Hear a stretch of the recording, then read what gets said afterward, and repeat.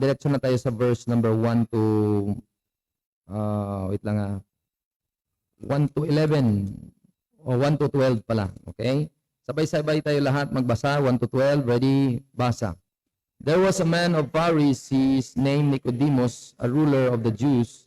The same came to Jesus by night and said unto him, Rabbi, we know that thou art a teacher come from God, for no man can do these miracles that thou doest, except God be with him. Jesus answered and said unto him, Verily, verily, I say unto thee, except a man be born again, he cannot see the kingdom of God. Nicodemus saith unto him, How can a man be born when he is old? Can he enter the second time into his mother's womb and be born? Jesus answered, Verily, verily, I say unto thee, except a man be born of water and of the Spirit, he cannot enter the kingdom of God.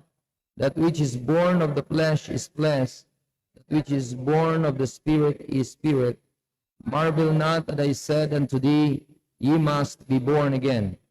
The wind bloweth where it listeth, and thou hearest the sound thereof, but canst tell whence it cometh and whither it goeth. So is every one that is born of the Spirit. Nicodemus answered and said unto him, How can these things be? Jesus answered and said unto him, Art thou a master of Israel, and knowest not these things?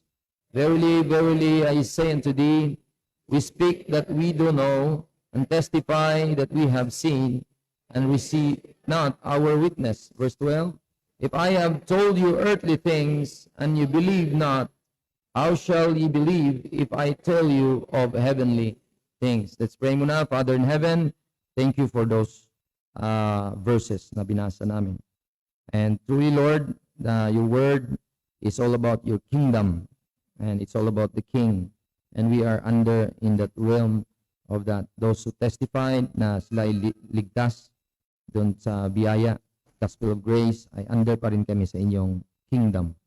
And Lord, you help us as we continue to learn, and as we continue to study your word, ay kayo po nawalaw na mapurihan lahat ng aming matutunan, kung ano mang ma-apply namin after sa pakikinig ng aming preaching and teaching of thy word, ay sana Lord, ay kayo pa rin ang mabigyan ng preeminence. No? In Jesus' name we pray, amen.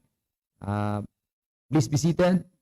Salamat. At mamayang hapon mga kapatid, very important, ay meron lang tayong meeting at kailangan lang natin na mga members na pag-usapan together sa ating brother here na kinausap ko, at sana ay available siya mamaya. At mamaya natin pag-usapan mga members of the church. So may business meeting tayo or whatever meeting na patungkol sa ating local church. So pag-pray natin yan. Mamaya sana makabalik po kayo. Any representative of the family, kung mayroong mga emergency kayong gagawin sa afternoon, basta present one of your family para sila ang mag-relay kung anong mga pinag-usapan nito. So sana po, mamaya afternoon. So not compulsory po ang mga hindi member, kasi if they could have a time with us na mag-worship sila sa atin sa afternoon, then kung mag-meeting na tayo, so ikuha natin sila. Courteously sabihin natin na kami na muna mag-usap. Sabihin natin ang ating bisita, kung sino man ang visitor na mag-attend mamayang hapon. Okay, so please pray for a moderator mamaya, si Brother Adrian. At saka ano pang mga brethren natin na wala dito, ay sabihan na lang natin sila kasi hindi naman natin i-live yun. No? Okay, so mga kapatid, ang ating dapat tandaan na tayo po ay nasa kaharian ng Diyos. No? What do you mean by kaharian ng Diyos? Dalawa po ang realm ng kaharian ng Diyos, gaya ng ating title ng message this morning about earthly things and heavenly things. So itong dalawa na to ay nakapaloob po siya sa kaharian ng Diyos. Hindi po ito hiwalay. No? Heavenly and earthly. So hindi naintindihan ni tama ba ito pag-explain ito? Okay. Heavenly and earthly things. So, dalawa po ang realm ng kaharian ng Diyos. Under po ito sa kingdom ng Diyos. So, ito yung dalawa na yan ay under sa kingdom ng Panginoon. Saan tayo nabilong? Kingdom of God. So, hindi pwede na ang kingdom ng Diyos ay mahiwalay itong earthly things or heavenly things. Nasa loob ito ng kaharian ng Diyos. Ang Diyos mismo ang hari doon. So ano ba ang nagiging manner doon sa loob ng kaharian ng Diyos? No? Anong manner diyan? Wala pong mga bagay na patungkol sa mga material. Ang focus kahit pa man nasa earth ito, kahit nasa earth mabatid, pero ang nagiging mindset at nagiging rulership ng king na yan, ano ang manner niya is all about righteousness, all about holiness, kasi ang kingdom ng Panginoon, sabi ng Romans 14 verse number 17, for the kingdom of God, Romans 14 verse number 17. Ito po yung basis niya, no? Romans 14 verse number 17. So yun yung rule of thumb. Pagkaharian ng Diyos ay sa loob nito, hari ang Diyos, mga kapatid, wala pong masusunod na kahit nino man, lahat subject. Anyone, tao, anghel, seraphim, cherubim, sino? Kahit pa nga ang diablo, hindi pwede maghari-hari sa loob ng kaharian ng Diyos. Amen? Okay, so makita na ito, mga kapatid, na ang kaharian ng Diyos is not all about physical. Anong sinabi ng Bible? For the kingdom of God is not meat and drink, but righteousness and peace and holiness. Righteousness, peace, and joy in the Holy Ghost. So may tinatawag na hindi naman tell-all ito, ang sabihin tell-all, pangkalahatan na subject matter, no? Na peace, meron pa namang bagay na pwedeng ilagay, pero iyan lang summary nilagay niya. Nilagay na summary tatlo, righteousness, peace, and joy. So, nilagay lang niya yung tatlo na yan, pero hindi na tell-all, hindi totality nito. Nilagyan lang niya ng idea na it's not unrighteous ang Diyos natin. Yan. And hindi siya hari na nagkukos ng division na lahat magulo. Lahat ay na-destroyed or something like walang peace. There is no peace with the devil. Alam niyo po ba, Dad? Walang kapayapaan ng diablo. Kaya sa lahat ng ating tinitirhan ngayon or namumuhay tayo sa kaharian ng Diyos, lahat may kapayapaan. Amen? May kapayapaan po ba ang isip nyo ngayon?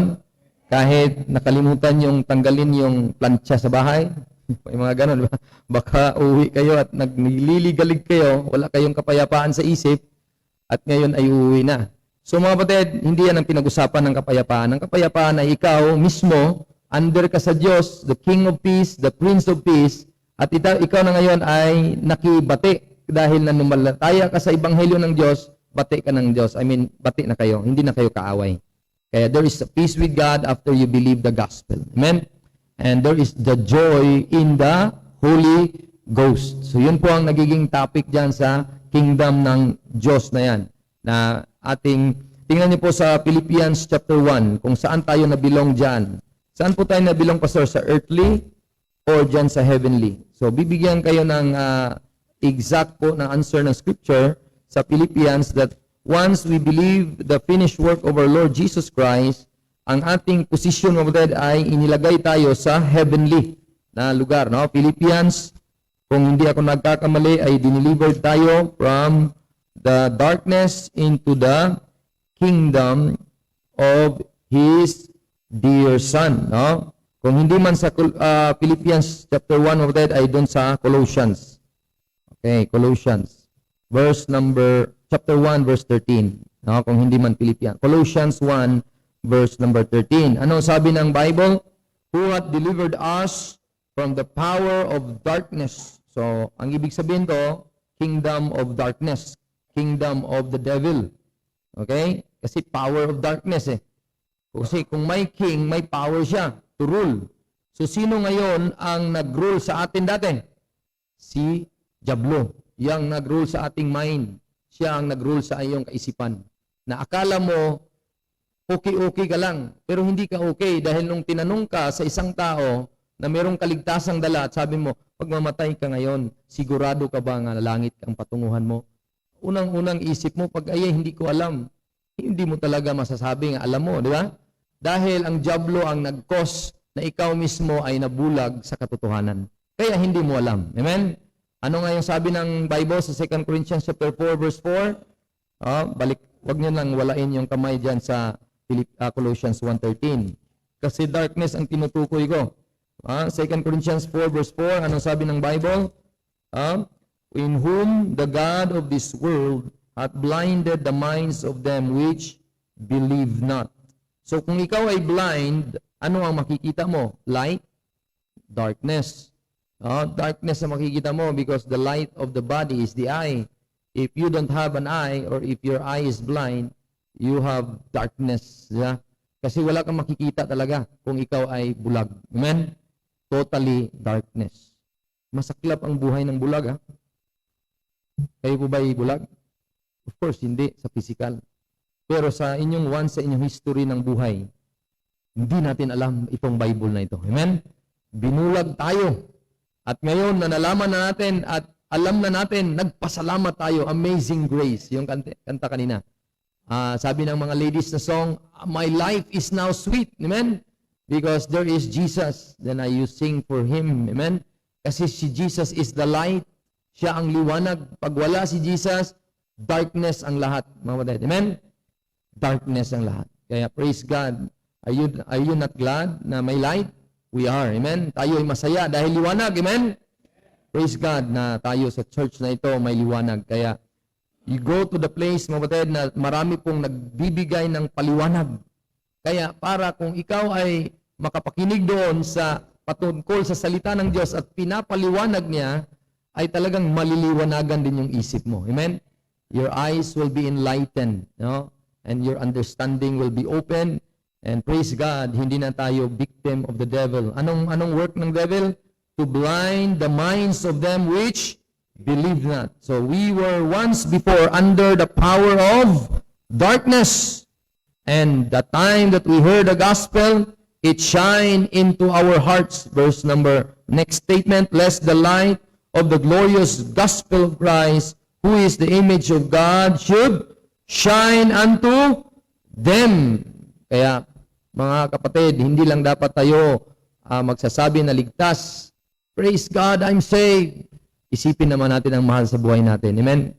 Isipin naman natin ang ating katrabaho. Amen? Isipin naman natin yung mga kapitbahay natin, kung kahit sino mang mga tao na maka-encounter natin. Yes, we transact, we converse, and we talk sometimes kasi we are still on earth. Hindi lang pwede nga iwasan mo yung mga tao. Ayaw ko sa'yo, parang hindi ka saved. No, hindi pwede yun. Di ba? Kasi nasa lupa ka pa. Amen? Nasa earth ka pa. Pero mga kapatid, sabi ng Bible, let your light so shine before men, that they may see your good works. Pero ang practical manner doon, ang context doon, sa verse na yon, good works means the kingdom yon. Hindi pwede hindi sila mag-shine as children of light. Kasi yun po ang kanilang condition. Pero tayo, we are light in the Lord. Tayo iliwanag na sa Kristo. Kaya liliwanag dapat tayo sa paligid natin. Kung saan ang Kristiyano, dapat nandun yung opportunity na ang mga tao makakilala sana ng Panginoong Hesus. Hindi yung Kristiyano ka pala. Hindi ko alam. Ngayon ko lang alam. Akala ko Muslim ka. O akala ko Iglesia ka. Mga ganun eh. Sikat mo yung Iglesia eh. Iglesia ka ba, sir? Hindi. Ako ikuan. Bible-believing, gospel-preaching Baptist Church. Sabi ko sa kanya. Kaya para ipaliwanag ko sa kanya. Kasi akala nila pag Bible agad, akala nila Iglesia. Pero sabihin ko sa kanila na tunay po ang Diyos, si Kristo. Diyos po siya. Ang Iglesia, hindi na naniniwala na Diyos si Kristo. So, binubulagan po ang mga tao at they are under the power of darkness. Back to Colossians 1:13, nung nakarinig tayo sa gospel, anong nangyari? We believe the gospel. Are you a believer of the gospel of Christ? Sana po. At noon nagsimula po ang iyong buhay na may kabuluhan na. Nung ikaw ay nagsasabing, I'm saved. Amen? I'm saved. Are you saved? Kung hindi pa, please believe on that glorious gospel. There's no other means. Please believe and trust Christ in your heart. And this is your, what we call that, the result of believing. Verse 13, look at, I'm reading again Colossians 1:13, back to that verse. Who hath delivered us from the power of darkness and translated us unto or into the kingdom of His dear son. So, saan po ba yan nakasakop yung kingdom ng dear son niya? At saan under po ang book ng Colossians? Of course, sa panahon natin ngayon. So, dagdagan natin, anong kingdom yan, Pastor? Look at 2 Timothy 4, verse number 10. Kung hindi ako nagkakamali, 2 Timothy chapter 4, in verse number 10. Yung kingdom na yan ay mga location niya, ay nandoon sa taas. No? Hindi po sa earth. Hindi po siya kingdom of God on earth, kundi kingdom of God in the heavenly realm. Verse 18, 2 Timothy 4, verse 18. 2 Timothy 4, verse 18. The Bible says, "And the Lord shall deliver me from every evil work and will preserve me unto His heavenly." Yan, dito po tayo nabilong. Yung body of Christ ay nabilong po siya sa heavenly kingdom. Yan. So, sino po yung earthly? Of course, yun po yung Israel. So, yung Israel, mag-reign po siya. Saan siya mag-reign? Doon sa 1,000 years of reign of Christ. Then, sila din ang makatira doon sa New Jerusalem. Kaya yun yung mga earthly na things, New Jerusalem. Pero kahit physical yan nasa lupa, is it all about physical actually? No, it's all about righteousness. It's all about peace. It is the kingdom of peace here on earth. Kasi dito sa earth, lahat magulo. Amen? Tingnan mo yung rally. Tingnan mo yung mga politiko. Tingnan mo, pagsilabasan. O, kailan magsilabasan? Alam nyo na, di ba? So, ganun ang mga rule natin sa lupa na ito. Hindi natin nilalahat. Because not all people ay ma-judge natin na ito yung ganitong ginawa niya, evil or good. But makita natin, kapatid, na ang lupa na ito ay under pa sa control ng God of this world. Hindi pa under sa time ng millennium kasi nasa age of grace pa tayo. Ito yung 1,000, ito yung cross, tapos layo. No? Kung ito yung cross mo, kapatid, dito yung rapture, tapos 7 years tribulation, kay mag-rise up, ito yung millennium, connection siya. No? So, dito tayo ma-end sa rapture na ito. No? Ma-end ang ating time and age ng heavenly things. Ang heavenly things, mga kapatid, ay patungkol sa atin. Kaya hindi naintindihan ni Nicodemo yung sinasabi ni Kristo, back to John chapter 3, dahil akala niya ang kingdom ng Diyos ay patungkol sa mga bagay na physical. Hindi nga niya maintindihan ang salitang born again. Hindi niya maintindihan. Bakit ang interpretation niya? Tingnan niyo po ang interpretation niya nung narinig niya yung salita. Look at John 3 verse number 4. John 3 verse number 4. Ang story na yon ay isang tao na pumunta kay Kristo, ang pangalan ay Nicodemo, at nag-usap si Kristo mismo ng patungkol sa kaharian ng Diyos. Saan na realm? Sa earthly pa nga yun eh. Sa earthly pa yun. Bakit? It's about Israel that will be regenerated. It's about Israel na sila ay mag-reign with Christ 1,000 years. Babangon sila at sila ang mag-reign, mga remnant na hindi nagpatatak sa panahon ng tribulation period. So they are the remnants na babangon and they will have a one-fold, one king which is Christ. Instead na dalawa ang kanilang tribo, Kingdom of Judah, South pala, Kingdom of Israel North, 10 ang North, di ba? Pero sa Judah, 2 na lang. Magkaisa sila sa millennium. Yun dapat ang topic ni Kristo sa born again. Hindi nga naintindihan ni Nicodemo, sabi ng verse number 4. At sabi ni Nicodemo, physical ang kanyang idea sa kingdom ng kaharian ng Diyos. How can a man be born when he is old? Can he enter the second time into his mother's womb and be born? Ano yun? Physical na interpretation. Wala siyang idea about the spiritual connection. Doon sa realm ng earthly. Kasi, ang topic niyan, verse number 12, kung Nicodemo, sinabihan ka na kita ng mga bagay patungkol sa panglupa lang ito eh. Panglupa lang ito. How much more ibigay ko sa iyo yung mga bagay na ibigay ko kay Paul. Lalo kang susuka. Amen? Kuha niyo po, amen? So may idea tayo na sa ating overview, tayo lang nakakalam sa whole Bible eh. Si Nicodemo walang idea. Di ba? So kaya pag sinabi ni Kristo, dapat sana siya, may idea siya sa prophet na Ezekiel. Tingnan niyo po, Ezekiel 37. Tingnan niyo po, Ezekiel 37, mga kapatid. Para may idea kayo, baka wala din kayo idea na bubuhayin ng Diyos muli ang nagsikalat ng mga tupa, lost sheep of the house of Israel sa buong mundo. Kaya kaniyang igagather ito at ilikumin ito, ilagay sa isang place na promised land. No? Ezekiel chapter 37, okay, verse number, Ezekiel ba yun? Yung sinabi ng Diyos na bubuhayin niya, the residue. Look at verse number 6. Prophesy therefore concerning the land of Israel, and say unto the mountains, to the hills, and to the rivers, and to the valleys, thus saith the Lord, behold, I have spoken in my jealousy and in my fury, because you have borne the shame of the heathen. So after all, diretso na tayo mabatid sa verse number 25. Then will I sprinkle clean water. Verse number 24 muna. Yun po ang action ng Diyos. So in the time na igagather na ng Panginoon during Daniel 70th week, after the rapture, mag-commence na yon, mag-start na yung 7 years tribulation, pero false peace po muna ang 3.5. Dito na po ang kaniyang action. In the end time ng 7 years, malapit na, sabi ng Diyos, I will take you from among the heathen. Saan galing po ang mga Hudyo? Nagsikalat sa buong earth, sa buong mundo. Gagather niya and gather you out of all countries. May Hudyo po ba sa Pilipinas? Of course, meron. Igagather niya even from the Philippines, papunta doon sa land. I will bring you into your own land. Verse 25. Kaninong land po yun? Pinamis po ng Panginoon kay Abraham. Nalala niyo po?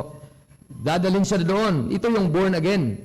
Masilang sila muli as a nation. Verse 25. Then I will sprinkle clean water upon you, and you shall be clean from all your filthiness, and from all your idols will I cleanse you. And a new heart will I also give you, a new spirit will I put within you, and I will take away the stony heart of your flesh, and I will give you a heart of flesh. And I will put my spirit within you, and cause you to walk in my statutes, and you shall keep my judgment and do them. And you shall dwell in the land that I gave to your fathers, and you shall be my people, and I will be your God.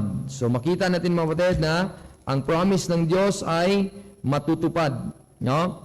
Look at verse chapter 37, chapter 36 pala yon ang ating binasa. Chapter 37, verse number 24. Chapter 37, verse number 24. Ang promise ng Diyos na sila po ay iisahin na sila. Isa din ang kanilang tagapantay, King of Israel, which is Christ, anak po ni David. And David, my servant, shall be king over them. And they shall have all one shepherd, and they shall walk in my judgments, and observe my statutes, and do them. So makita mo din, look at back to verse number 22. Thank you, Kuya Joboy. And I will make them one nation, same chapter, Ezekiel, in the land of Israel. And one king shall be king to them all, and they shall be no more two nations, neither shall they be divided into two kingdoms anymore at all. So makita na mo din, yun po ang topic ni Jesus Christ kay Nicodemus. Mga bagay patungkol sa kingdom ng Diyos. So ang tawag ng earthly things na ito is ito yung kingdom of heaven. Kingdom of heaven. The kingdom of heaven is at hand. Yan po ang preaching ng king. So yung preaching ng king, palapit na po ang kaharian. Tingnan niyo po, Matthew 4:17. Unang preacher, si John the Baptist. Second preacher, yung the last prophet is John. And here comes the king mismo ang nag-preach about his coming kingdom. Verse number 17. Matthew 4, verse number 17. Ano ang topic ni Jesus nung siya po ay unang nag-minister sa mga tao? Saan po siya una pumunta? Sa mga Gentile? Hindi po mga kapatid. Dapat alamin natin ang Bible na ang unang minister niya na mga tao, saan siya pumunta? Mga Hudyo. Ano po ang kaniyang topic? Pakibasa nga po lahat kayo. Verse 17. Ready? Basa.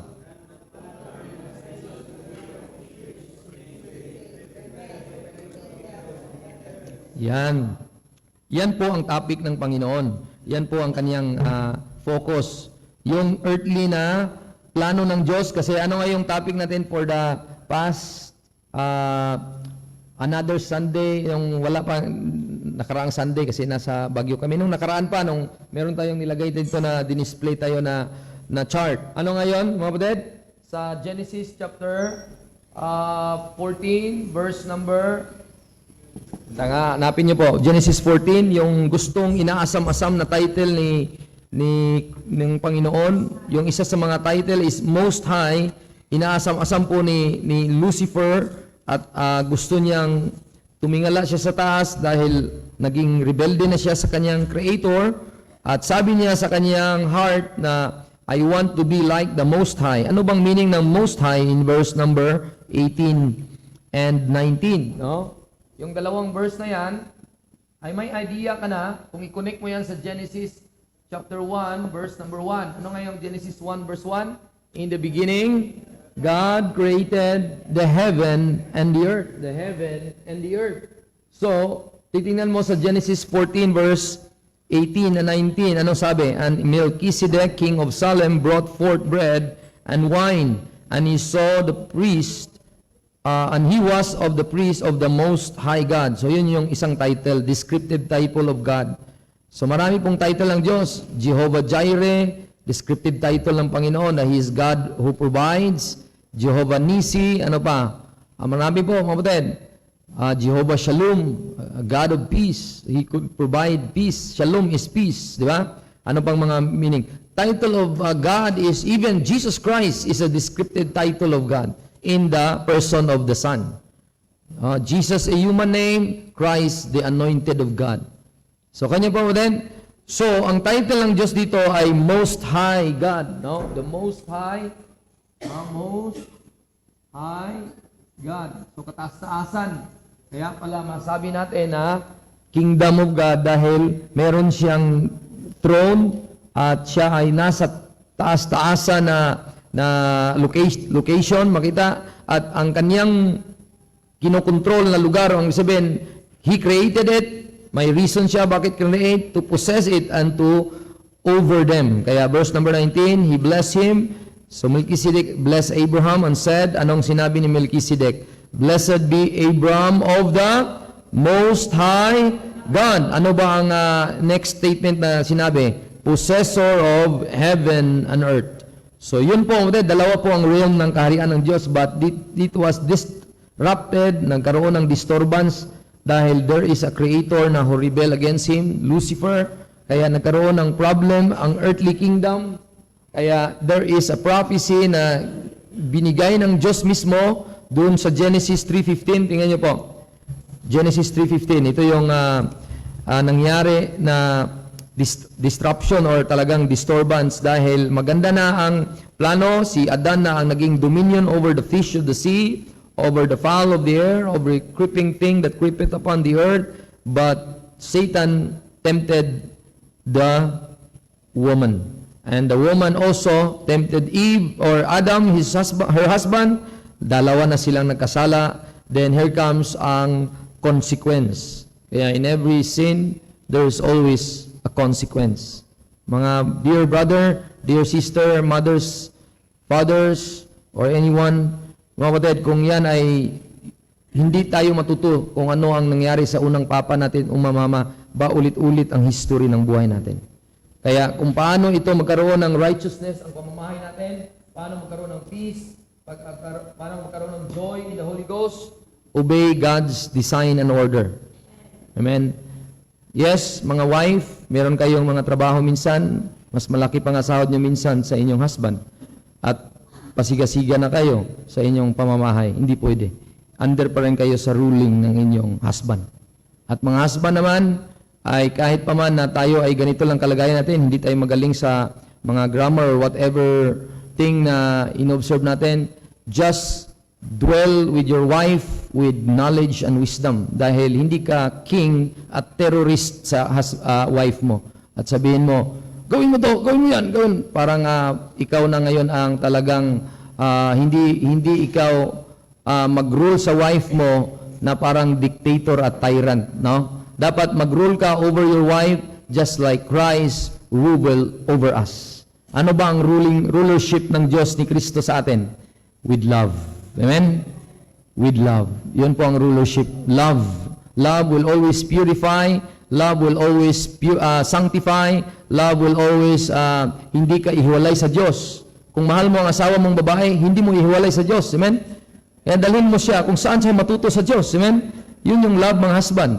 Kaya kung ikaw mismo magkulang mga husband, kaya praise God for Brother Joey.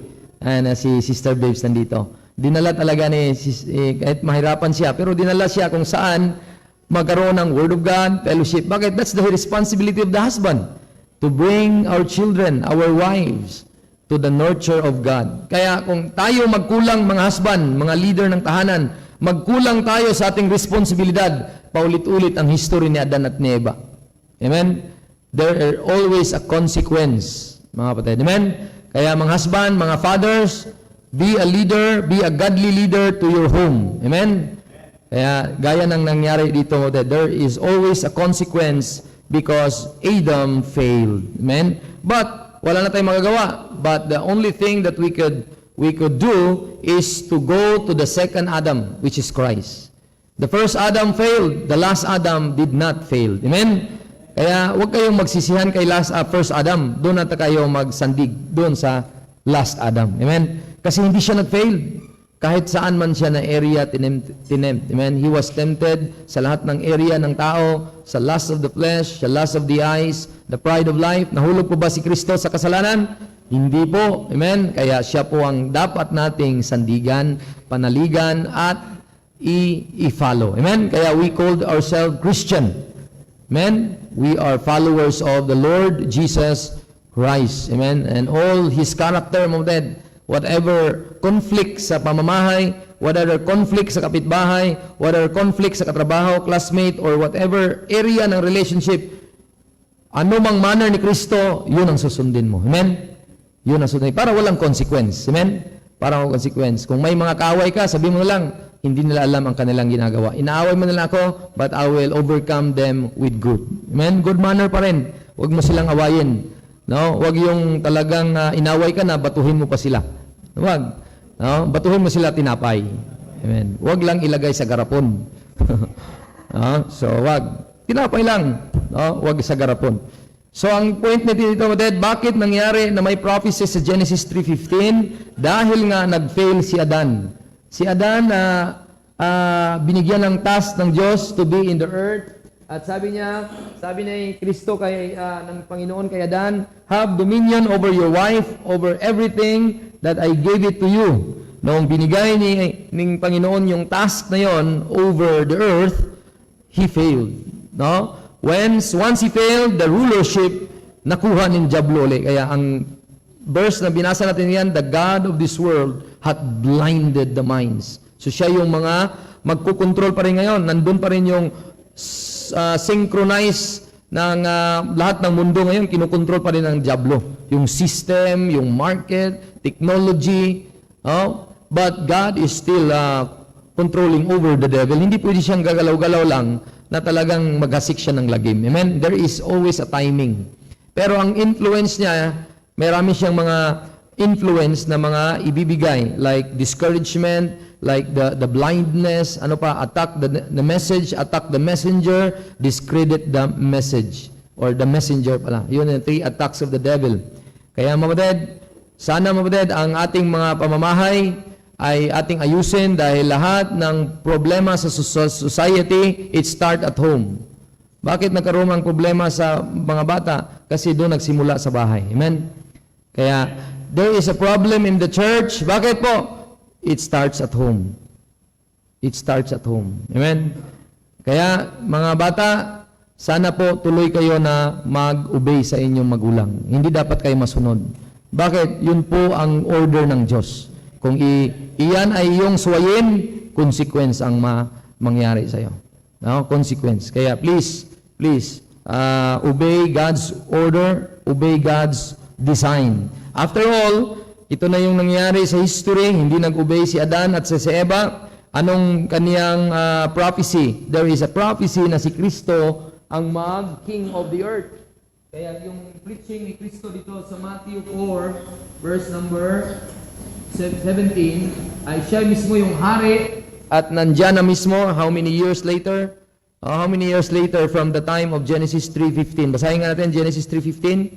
Sabi ng Diyos doon sa babae or doon kay Satan, which is in the form of the serpent, sabi niya, I will put enmity between thee and the woman. So meron silang alitan between thy seed and her seed. So merong binigyan na prophecy, nagbigay ang prophecy ng Panginoon na merong seed of the woman, at ang seed of the woman, it will bruise the head of the serpent.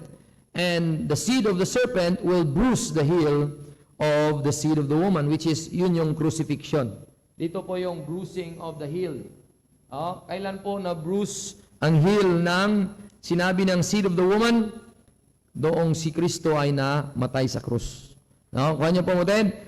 Yun po. Pero, after all, Mauted, after nung na-bruise po ang heel ng seed of the woman, nanalo po ba ang diablo? Hindi po. Amen? Hindi po nanalo. Akala lang niya panalo siya. Pero after nung na-crucify si Kristo, meron bang kaharian na nangyari? Earthly kingdom? Or kingdom of heaven on earth? Wala po. Napuspone po yan. Amen? Napuspone po yan. Kasi ang prophecy, Mauted, it was started in Genesis 3:15, and that pag sinabing kaharian sa lupa, ano itong programa na ito? Anong program ito? Prophecy. So letter P na lang para maalala nyo. Ano po itong heavenly? Mystery nga program, letter M. So itong prophecy saan nagsimula? Since the foundation of the world, or since the world began. So pag ito, mga kapatid, ang pag-usapan, ang term yan ay since the world began. Since the world began. Anong verse po, mga kapatid? Sa Luke chapter 1, verse number 68 to 70. Luke 1, 68 to palagyan natin mga 73 or 72. Pagdating naman sa ating heavenly, mamaya basahin natin ang Romans chapter 1, 16. Look at Luke chapter 1, mga kapatid.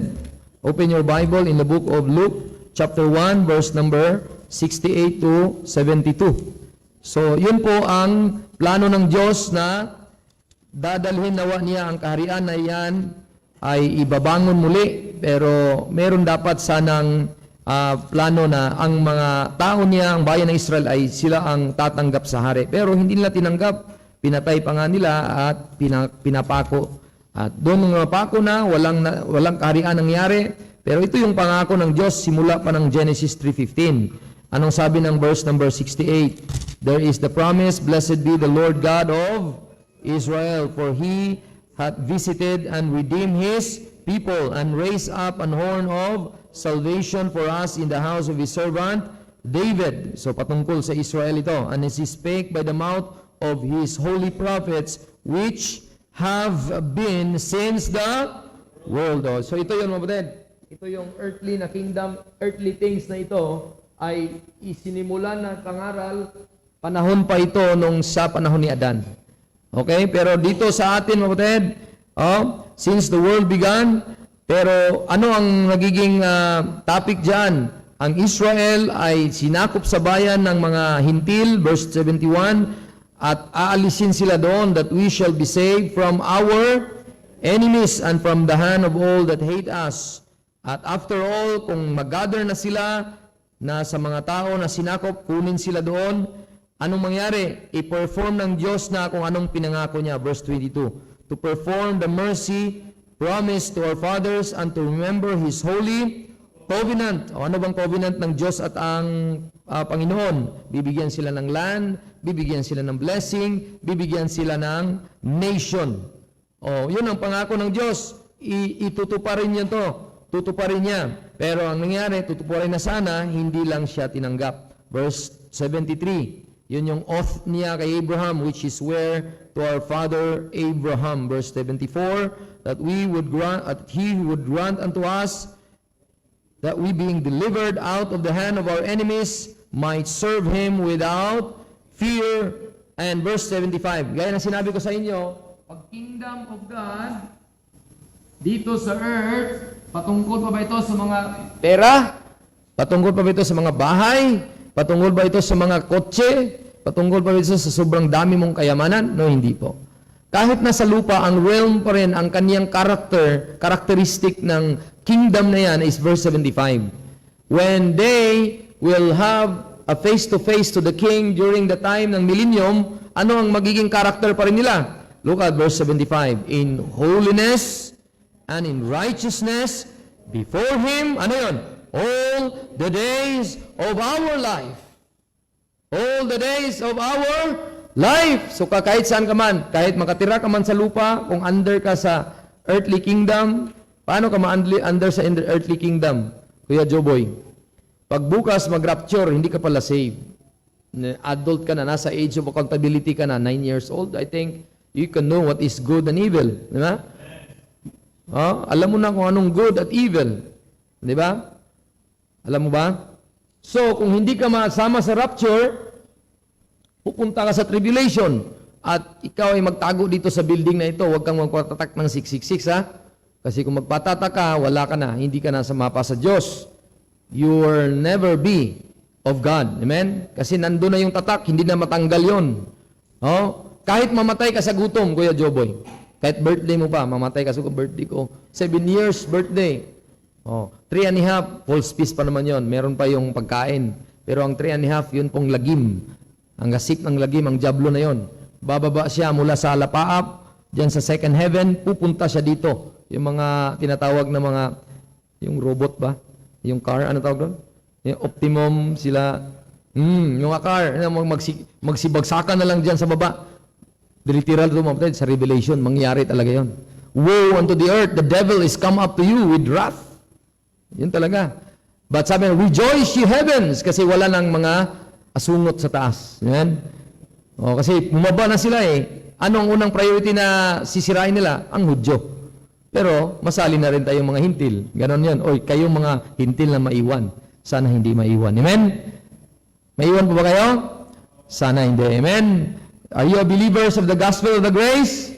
Hindi tayo mapunta doon. Kung believers ka, hindi ka mapunta doon sa purging before the kingdom will happen. Before the millennium will come, there is a purging will happen, a 7-year na kanyang dadaanan muna bago yung kaharian darating. Kaya mga kapatid, after all, pagkatapos ng 7 years, Christ will reign 1,000, a holy king, a righteous king. Amen? Saan? On earth. Amen? Kaya peace on earth. Saan mangyari? Millennium. Amen? Pray for the peace of Jerusalem. Kailan mangyari yung peace of Jerusalem? Millennium. Di ba, brother? Walang peace, walang holiness. Kaya yung pinag-usapan natin kanina, grabe karumal-dumal yun. Di ba? Kasi marami siyang nakikita sa Israel for 25 years na mas malala pa sa Pilipinas. Ang mga wickedness, mga unholy living. Kaya mga kapatid, praise God, may naturo sa atin na Bible. Amen? So punta na tayo sa heavenly things. After all, tapos na tayo sa earthly kingdom or kingdom of heaven on earth. Yun ang maganda. Kingdom of heaven on earth. Amen? And who is the king? King Jesus the Lord. Amen? And all the kingdoms of this world will become the kingdom of His dear Son. Look at Revelation 11. Look at, baka may idea kayo, ang end na yan, para makuha na ni Kristo mismo ang kinuha ng diablo galing kay Adan. Yes, Adam is the first sana nga kapalit ng diablo after he rebelled. Then after that, nung time na ruled na ang mundo ng darkness na yan, ay kukunin uli ng Panginoon. No? The kingdom of this world will become the kingdoms of the Lord and of His dear Son. Tingnan niyo po mga kapatid, ha? Hanapin ko muna. Okay, sa book of Revelation. Okay. Christ pala, sorry. Okay, Revelation chapter 12. Okay, wait lang ha. Tama pala ako, 11, tapos verse 15. Tama ako. Hindi 12 kanina. Okay, so merong voice na mag-sound during the time. At ano ngayon, mga kapatid, para may idea tayo, sino ang Diyos? The great and the most high God. Siya yung nag-possess sa heaven and earth. Ang realm ng kanyang kingdom, nasa heavenly at nasa earthly. Sino ang naging king over the earth? Ang na-assign before Adam was created, Lucifer, but he rebelled against God. He became himself the enemy of God. He became the devil. Then when the time God created man, He allowed man to rule over the earth, to over dominion over the everything na ginawa ng Diyos, but it was get back by the devil, by temptation. Nung natempt ang tao, na balik sa kanya yung rulership over the earth, then ang nangyari, ang kaniyang ginagawa ngayon ay hinahanapan niya ang paraan na sisirain niya ang mga plano ng Diyos, pero hindi kaya ng diablo of dead. And here comes the prophecy that is coming, which is Christ, and He died at the cross, buried and rose again. Akala niya, panalo na siya. Hindi niya alam na meron palang na-open na kaharian na langit. Nung namatay siya, akala niya everything that was of God, tapos na lahat, patay na ang anak mo. Wala ka nang may papala o Diyos. Lahat ay panalo na ako, pero hindi pala alam niya na ang kamatayan ng Panginoong Hesus ang pagkatalo ng diablo. Para ma-open po ang kalangitan, yung heavenly kingdom na yon. Kaya mga kapatid, tingnan niyo po sa back to the kingdom of heaven in the on earth, verse 15. And 7 seals sounded, there was great voices in heaven saying, the kingdoms of this world are become the kingdoms of our Lord and of His Christ, and He shall reign forever and ever. Kaya mga kapatid, paano yan, Pastor? Nasa earth po si Kristo. Sino na ngayon ang nag-rule sa langit? Mabutid, isang rulership lang yan. Isang rulership lang yan. The king that is God. Amen? And ang tawag niyan, mabutid, is heaven is His throne. Okay? Heaven is His throne. Earth is His footstool. So ito, throne, that's footstool. Ang sabihin, ganun kalawak ang Diyos. Kung yan ang Panginoon, ganun siya. Ang sabihin mo din, hindi kayang i-contain sa mind mo sa mga tao na nagsasabing si Kristo ay tao lang. Alam niyo po, ganito ang reasoning la. Paano maging Diyos si Kristo? Nagutom, kumakain, natutulog, tapos sabihin mo nakaupo siya sa langit. Diba? Hindi nila maintindihan yun eh. Bakit kapatid? Kasi akala nila ang Diyos walang kakayanan na maging tao. No? Sino bang gumawa ng tao? Ang Diyos, di ba? So ganun siya kalawak. Ang title ng Diyos, omnipotent, omnipresent, omniscience. Pag omnipotent, lahat sa kapangyarihan sa Kanya, potent, power. Omniscience means science, means lahat ay alam niya.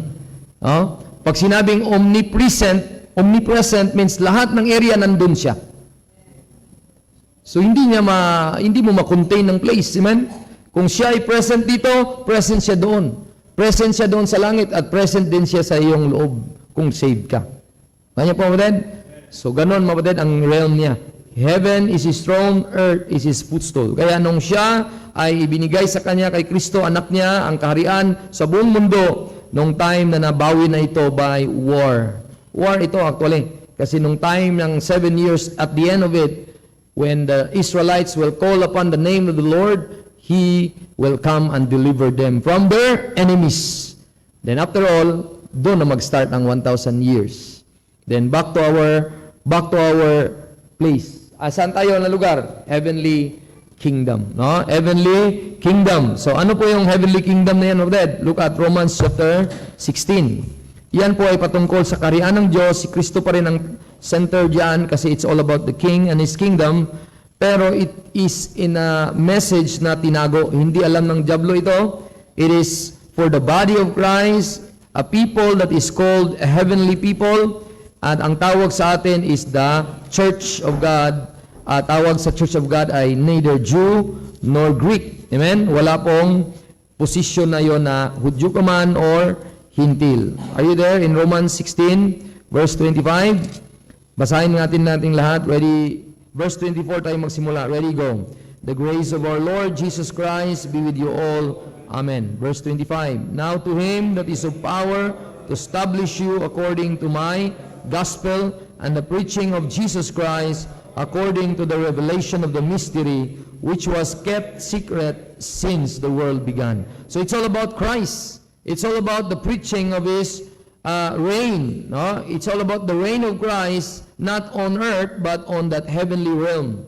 The kingdom of His dear Son. Saan? In that heavenly realm. Hindi po dito sa lupa. At sino po ang member doon, mga kapatid? Pinangaral ito, hindi po since the world began, kundi before the world began. Before the world began. So, saan pa magsimula ang world? Of course, yung nandyan yung tao. Kung dyan yung tao, doon nagsimula ang world system natin. Oh, so, doon napangaral itong mystery na ito. Ito prophecy, ito mystery. So, pag mystery noted sa sign, ito yung kaharian ng kalangitan na kung saan ipinangaral ang hari natin, ang head natin, which is the kingdom of His dear Son, is Jesus Christ, the head of the body. Look at, sabi ng Bible sa verse 25, tingnan niyo po, bakit po ito ay mystery? Kasi ito ay hindi pinangaral sa panahon ng lumang tipan. Walang nakakaalam kahit nino man. No? This is very secret, no? Or tinago talaga a message na hindi dinisclose even the time ni Abraham, ni Moses, or even the panahon ni Kristo. Look at Ephesians 3, verse number 3, 4, 5, 6, and 7. Look at Ephesians 3, 4, 5, 6, and 7. Okay, basahin natin lahat. Ready? Go. How that by revelation He made known unto me the mystery, as I wrote afore in few words. So, tingin po, verse number 2. Ano ang mystery na patungkol sa kapanahunan natin? If you've heard the dispensation of the grace of God, which is given me to you, warn. So, ang ating pinag-usapan dito ay hindi na po sa kingdom ng Panginoon on earth, but it's all about the heavenly kingdom, the kingdom of His dear Son sa langit. Kaya ito po ay ibinigay ng Panginoong Hesus kay Pablo, at sabi ng verse 4, look at, whereby, when you read, you may understand my knowledge in the mystery of Christ. Ano po ang nagiging karakteristik niya? Verse 5, which in other ages was not made known unto the sons of man, as it is now revealed unto His holy apostles and prophets by the Spirit. Verse 6, that the Gentiles should be fellow heirs and of the same body and partakers of His promise in Christ by the gospel. Ano ba ang pangako ng Diyos? It's all about the promise of the righteousness. Promise na merong king na mag-rule. Merong Diyos, merong kayamanan na maangkin natin na dati hindi tayo, wala tayo, pero ngayon meron na. Look at Ephesians chapter 2, verse number 11, number 12, 13. Look at, that at the time you were without Christ, being aliens from the commonwealth of Israel, and strangers from the covenants of promise. So, ngayon ay hindi na tayo stranger. Dati stranger tayo sa mga promise ng Diyos about sa mga langit, blessing. Ngayon ay naangkin na natin. Next statement, having no hope and without God in the world. So, look at mga kapatid. Yun po ang karakteristik. Wala pong nakakaalam. Back to Ephesians 3 verse 5, no one knows, even Christ, hindi po siya nagsabi nito dahil kung magsabi pa siya, conflict po sa verse ng binasa natin. Kung iyan talaga ay sinabi ng Diyos na hindi pinaalam, wala ka talagang makita sa ebidensya sa sobrang kapal nito. Tingnan niyo po, gaano kakapal po ang Bible? Makapal, di ba? Ang kapal nito, from Genesis to Malakay. Pero totoo ang sinabi ng Diyos, wala ni isang propeta ang alam nito. Si Apostle Pablo lang ang binigyan ng task. Amen? Si Apostle Paul lang. Siya po ang tinalaga ng Diyos na maging spokesperson sa panahon ng time na kung saan tayo nakatira ngayon. Look at Colossians 1, at ang topic ng Diyos sa mga libro na binasa natin ay mga hintil. Tayo po ang pinag-usapan dito kasi libro po ito ni Apostle Paul, sinulat sa mga Gentile churches. Colossians 1, verse number 25, 26, 27, and hanggang 29. Let's start reading verse 25. Ready? Basa. Whereof I am made a minister according to the dispensation of God, which is given to me for you to fulfill the word of God. Stop for a while. Alam niyo po ang salitang fulfill the word of God? Fulfill the word of God, alam niyo po yon? Kung kayo ay may pangako sa inyong anak or kahit nino man, di ba, Tilinda, no? Joy, punta ako dyan. Oh, sabi ni Joy, Ate Linda, ganon. So, may mga something sasabihin si Tita Linda niya. So, kagabi talagang excited siya. Excited. Na halos na lang, doon na natulog katabi ni Tita Linda niya. So, ang ibig sabihin nito, may mga pangako na minsan, mga kapatid, makita natin dito sa Panginoon, kung wala si Apostle Paul, hindi ito matupad. Walang katuparan. Bakit? Walang revelator of the mystery. Hindi kumpleto ang Word of God kung wala si Apostle Paul. Kanya po, may pangako ang Diyos na wala pa si Adan at si Eva. Paano ito malaman natin kung wala po yung Holy Spirit na magsabi kay Paul? Kaya, everything is complete because nabuo yung Word of God dahil lahat ng words na gusto niya sabihin, doon inilagay kay Paul ng mga revelation. Hindi niya ibinigay kay Paul, pero galing kay Pedro. Hindi po. Binigay kay Paul, galing kay Abraham. Binigay kay Paul, galing kay Moses. No, direct talaga sa kanya. Amen? Direct po kay Apostle Paul. Bago tayo magpatuloy sa verse number 26, tingnan niyo po, Galatians chapter 1, para may idea kayo sa apostleship ni Paul. No? Para hindi tayo magpunta sa mga ibang mga teacher na talagang hindi sila nag-adhere ng Bible literalist or rightly dividing. Ano ba ang message at apostleship at commission ni Paul? Verse number 1 of Galatians. Paul, an apostle, not of men, neither by man, but by Jesus Christ and God the Father who raised him from the dead. So ang apostleship niya, saan galing? Hindi kay Pedro, hindi din sa pamamagitan ni Pedro. Neither by man nor of men. Saan galing ang apostleship niya? But by Jesus Christ. So tandaan mo yung salita, not of, neither, but by. Okay? Next naman sa message, verse number 11. Sa message naman niya bilang apostol. Kasi ang message niya about sa patungkol sa heavenly things. There is a certification, verse 11. But I certify you, brethren, that the gospel which was preached of me is not after man, for I neither receive it of men, neither was I taught it, but by the revelation of, yan. So natural outline ng Holy Spirit sa Bible, sana po ay even all of us ay ma-notice, ma-familiarize, kasi very important po yan. Bakit tumatayo tayo na sa panahon natin ngayon ay biyaya ang kaligtasan? Dahil ito ay patungkol sa heavenly things, sa kapangkalangitan, at walang makapasok sa langit kung hindi lang sa biyaya ng Diyos. Amen? At dahil dito, galing ito sa Ebanghelyo ng biyaya at ang tagapagturo ay si Apostol Pablo. Hindi ito kumuha si Pablo ng message sa mga tao, kundi direkta kay Kristo. At sabi pa nga niya sa verse 11, I certify. So there is a certificate na binigay ng Panginoon sa ating lahat na tayo po ay hindi scam. Amen? Hindi, legit po ang message natin ng grace. Amen? Kasi galing po mismo kay Paul. At sabi niya nito, ang gospel na ipinangaral ko, it's not after, neither I received it of man, but by revelation. So kanina ang office, neither of, not of man, neither by man, but by Jesus Christ. Pagdating naman sa message, not of man, neither by man, but by revelation of Jesus Christ. Saan naman siya pupunta? Ano pa ang lugar at commission niya? Look at verse number 17. Bago siya pupunta, may dala na siyang mensahe. Dapat meron siyang license. Amen? Lisensya. Di ba? Hindi pwede ka mag-rule over as principal kung hindi ka mag-doctorate. Di ba, bro? So may dadaanan ka na area of your degree para qualified ka. So, where did Paul get that qualification? May dala na siyang mensahe. May opisina na siya. At saan niya kukuha niyang komisyon na yun? A warrant of arrest. Something like that. Kung pulis ka. Hindi niya kukunin kay Pedro. Look at verse number 17. When he was commissioned to go to a place, he did not went up to Jerusalem. Look at verse 16 muna. To reveal His Son in me, that I preach Him among the heathen. Tayo po yon, mga hintil.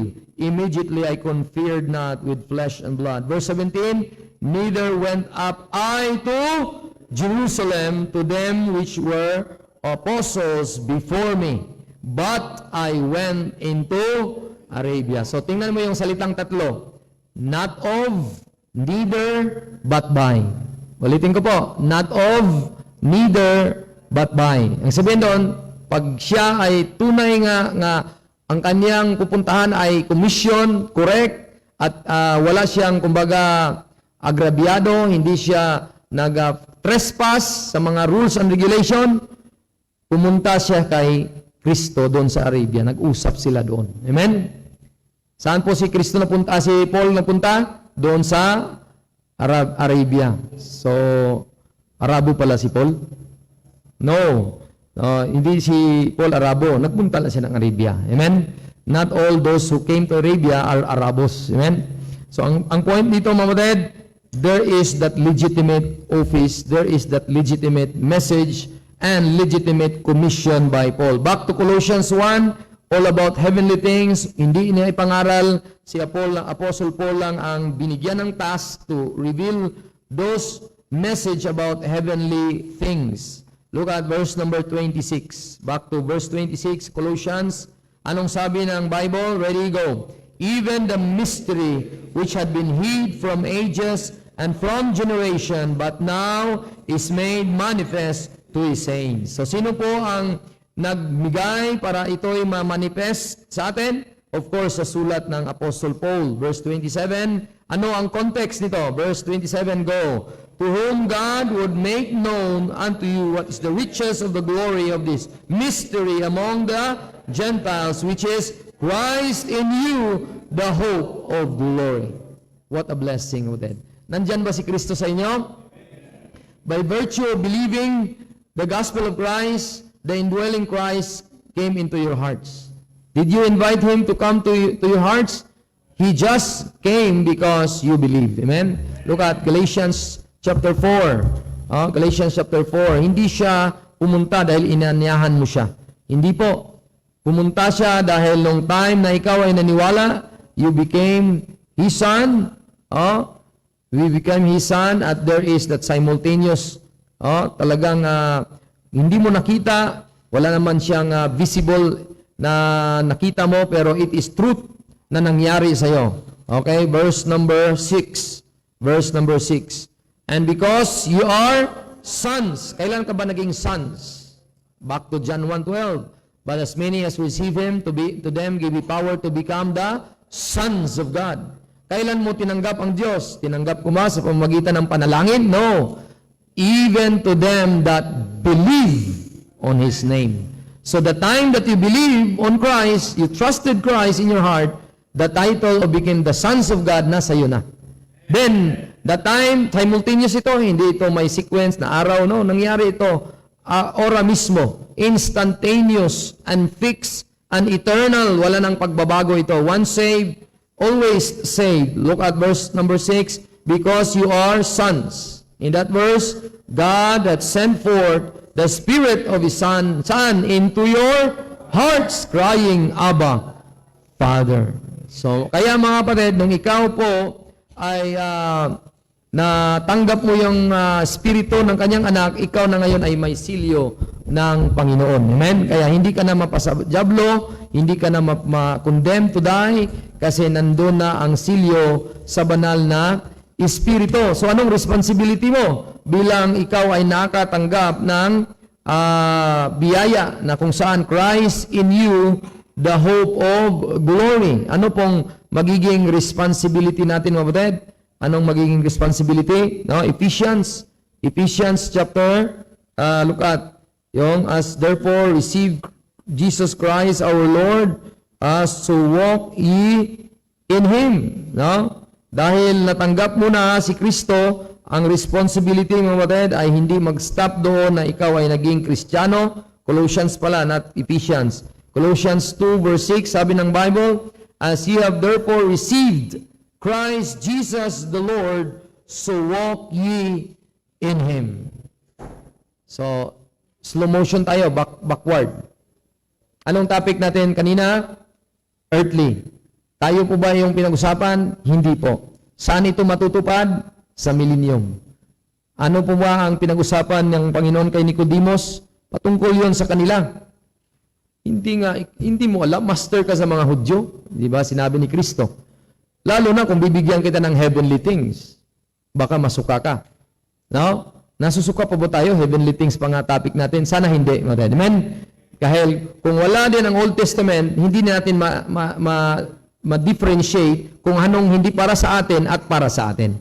Paano natin magkaroon na tayong differentiation kung hindi natin i-discuss din? Amen? Kaya i-discuss din natin yon para magkaroon ng kaibahan. Na ito po yon ang para sa kanila, ito ang para sa atin.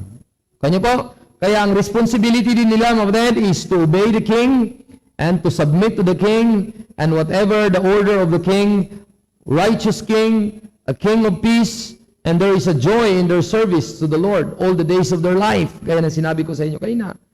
At sa atin din, mga kapatid, hindi din mawala yan. Kasi ang king natin, ang head natin is righteous head, a head that is, there is a peace, and there is a joy, the fruit of the Holy Ghost. Amen?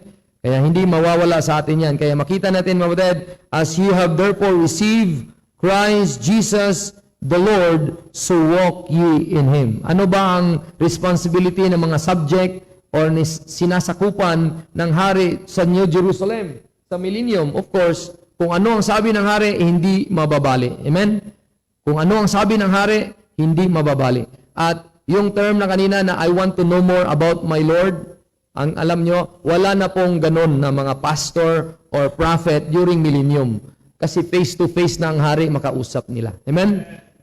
From the least to the greatest, even the lion, ang mga baby, sila Terence, mag-touch na sa lion. Bakit? Hindi na nangangagat ang lion sa millennium. Amen? Ito na yung sinasabi ng saksi na hindi nangangagat ang mga ganito. Totoo na mga yon. Ang problema, gusto lang nila doon. Ayaw nila sa grace.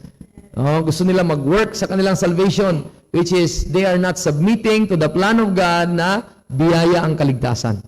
At hindi sila maniwala ng langit.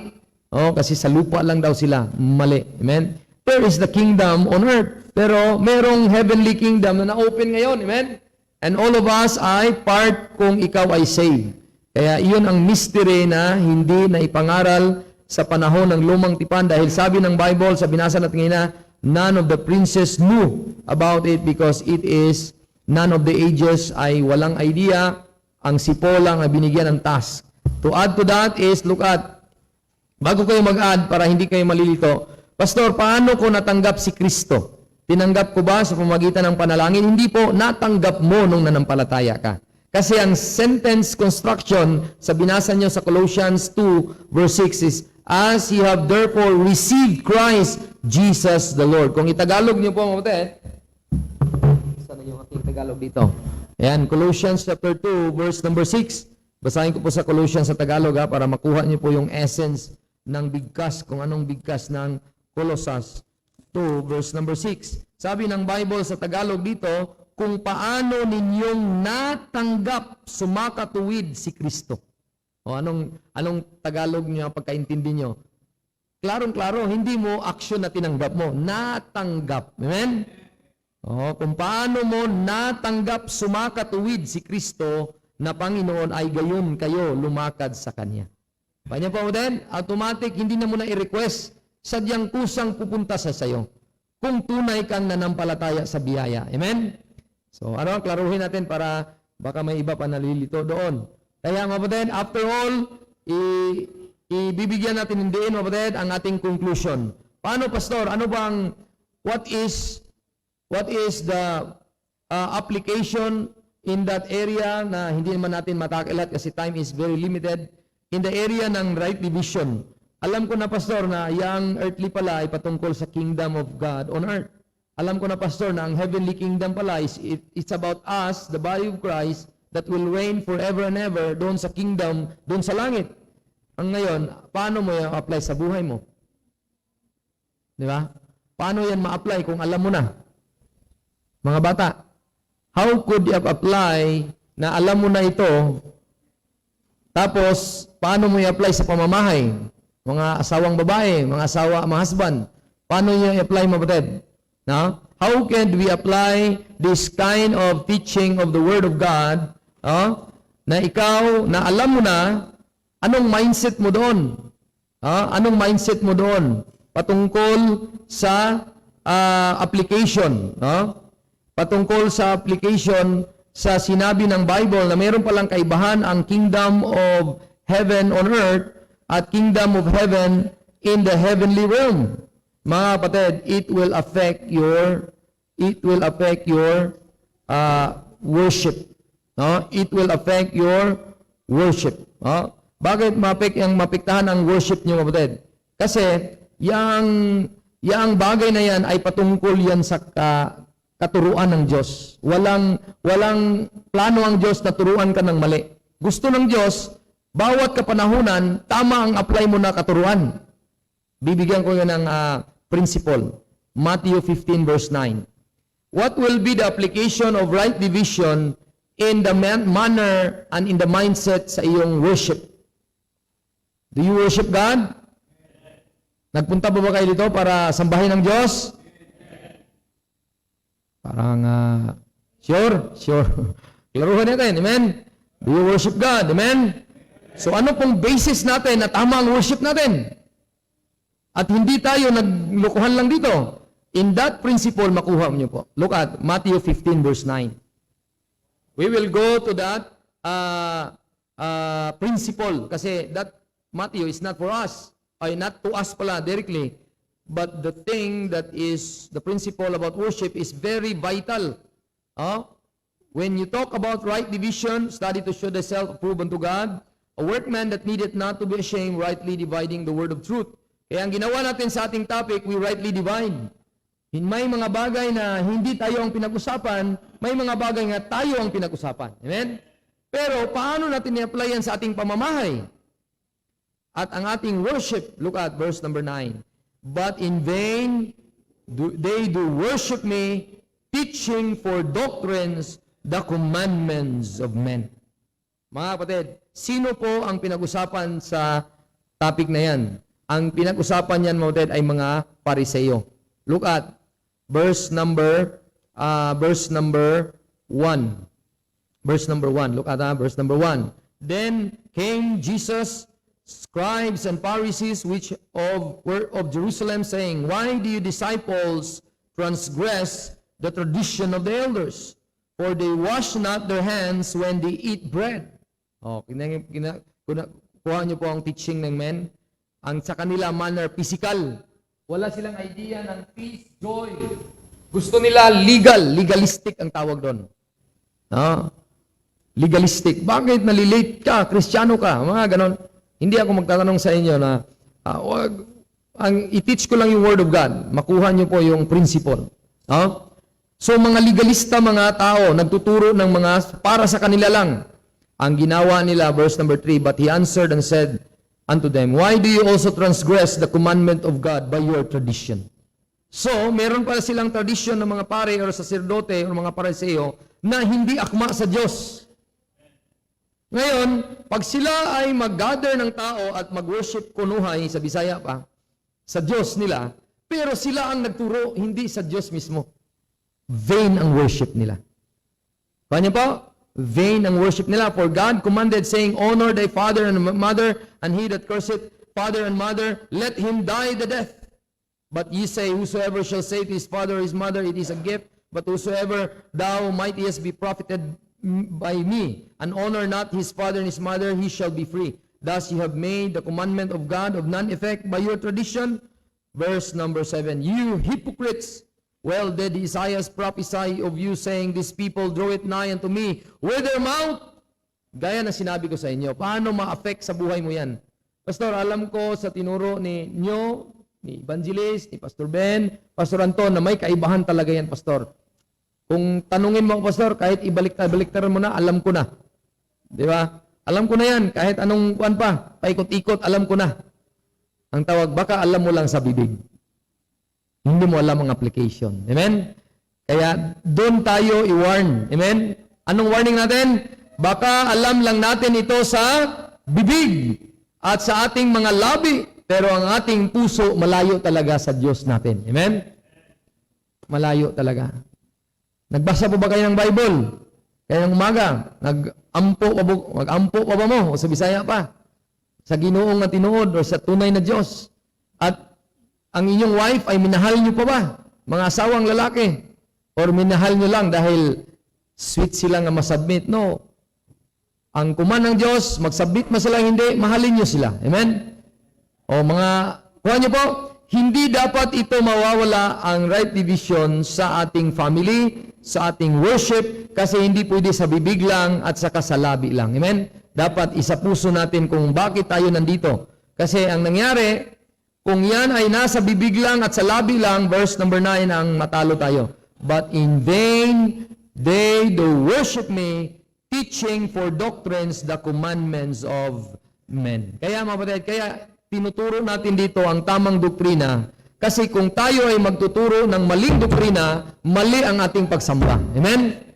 Mali talaga. Hindi sa tamang teaching. Amen? Kaya ang ating teaching, ang panahon natin ngayon, is the age of the grace of God. The grace ng Panginoon ang ating sinusunod. Amen? Ang grace na nagtuturo, teaching us to be sober, to be righteous, and to be godly in this present evil world. Amen? At lahat ng ating manner sa simbahan, gracious. Amen? Charity ang ating manner. Bakit? Ang rule ng Panginoon ngayon is grace. Kaya tayo din na nakaligtas ng grace, gracious din sa ating mga anak, gracious sa ating mga kapatid sa Panginoon, at lahat ng mga manner ng grace, hindi po tayo layo sa kapahamakan. Dadalhin tayo sa tamang pag-iisip, soberness, na tayo ng mga magulang ang masunod, hindi ang ating mga anak. Kanya po, at mga anak naman na may mga trabaho, at sila na ang hari-hari sa bahay, kasi sila nagbabayad sa water, electric bill, sila na ang nag-contribute sa mga bigas, pagkain, at ganun na sila. Mama, coffee. Papa, coffee. Hamburger. Sali, may pera na sa loob. Hindi yun. Children, obey your parents pa rin. In the Lord. Kahit may trabaho, kahit doktor pa si Adrian, bro, halimbawa ba, na hindi pa mag-asawa, magpasaw pa rin sa baboy. Tagalog, pasaw. Pakain ng baboy. Pasaw. O, pakain pa rin, di ba? No? Ang ibig sabihin doon, wala pong level na kahit may pera ka na, anak ka na, hari ka na sa bahay. Amen? Di ba? Dahil si mama ay ganito, ako ang nagbigay sa ganito, ganyan, ako na masusunod sa bahay. Hindi po. Children, obey and honor your parents pa rin. Kanya po, kapatid? Hindi yan magbabatayan kung meron kang kakayanan. At ikaw naman na may asawa na, may magulang ka pa, may pamilya ka ng sarili, huwag niyong kalimutan ang inyong mga mama at papa. Amen? At inyong mga mama at papa, may suggestion yan. At sabihin ni mama at papa, anak, ganito ang mga magandang gawin. Kayo namang mama at papa at nagsuggest sa inyong independent na anak, kung hindi sinusunod, huwag naman kayo ma-offend. Ay, pambihira naman. Nag-advise na nga ako, hindi pa sinunod. Bakit? Ikaw ba'y sakop nila? Sakop ba sila sa iyo? Sila po ay may sariling pamilya na. Amen? Huwag mo silang pangunahan dahil kung pangunahan mo sila, ay babalik sila sa iyo, pakainin mo. Ay, di ba? Pakainin mo sila. Bihisan mo. Amen? Di ba? So, meron na silang sariling pamilya. Pero ng mga anak naman, kung kayo po ay mayroong mga advice galing sa inyong mga magulang, ako mismo, advisean ako papa ko sa Bohol. Kahit ganun ang papa ko, makikinig din ako. Kasi in what way, i-consider mo din ang kanilang mga advice. I-consider mo din. Ipag-pray mo, pero wag mong i-manner na talagang ayaw mo. Amen? Ipag-pray ko yan, papa. Pag-pray ko yan, mama. Maganda din yung idea mo.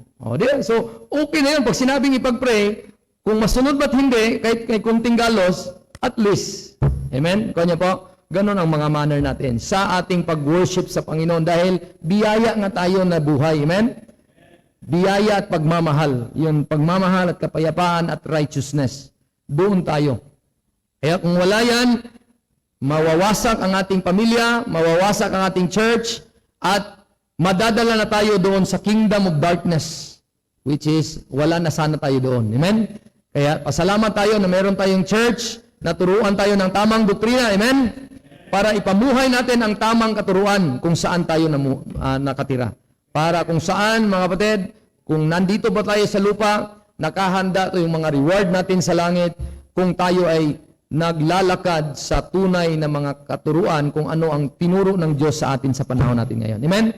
Hindi sapilitan, hindi yung sinabi ng idea natin na ako ay isa sa biktima, kalimutan mo yung papa mo para lang sa ministry.